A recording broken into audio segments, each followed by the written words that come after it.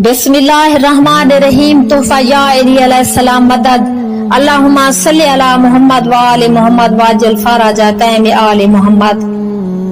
Sheikh Zadok ने कमाल al-Din में इब्ने अब्बास से रिवायत की है कि विलादत इमाम हुसैन अलैहिस्सलाम के बाद जिब्राइल 7 दिन मुसलसल मलाइका के साथ में जानिब अल्लाह मुबारकबाद देने को आता रहा और हम अजायबात देख देख कर हैरत ज़दा होते रहे।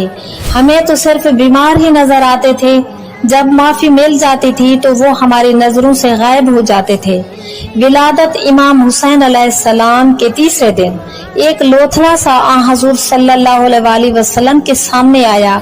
लाने वाला तो कोई न था, चूंकि वो कहीं से गिरा न था, इसलिए हमने अंदाजा लगाया है कि किसी ने रखा है। हजूर सल्लल्लाहु अलैहि वसल्लम अंदर गए। जब आप वापस तशरीफ लाए तो आपके हाथों पर कपड़ों में लिपटा हुआ इमाम हुसैन अलैहिस्सलाम था। आपने अपने दोनों हाथों पर उठाकर बारगाह खालिक में अर्ज किया, ऐ अल्लाह, तुझे इस मौलूद का वास्ता नहीं बल्कि तुझे उस हक का वास्ता है जो तेरा इस मौलूद, इसके नाना मोहम्मद, इसके दादा इब्राहिम, इस्माइल, इसहाक और याकूब पर है। अगर तेरी बारगाह में हुसैन इब्न अली और फातिमा का कोई मकाम है तो तू दरदाइल को इसके पर बाल वापस दे दे और इस पर राजी हो जा और मलाइका में इसका मकाम वापस अता फरमा। इस दुआ के बाद वो जिस्म हमारी नजरों से गायब हो गया। कुछ देर बाद हजूर सल्लल्लाहु अलैहि वसल्लम मुस्कुराने लगे।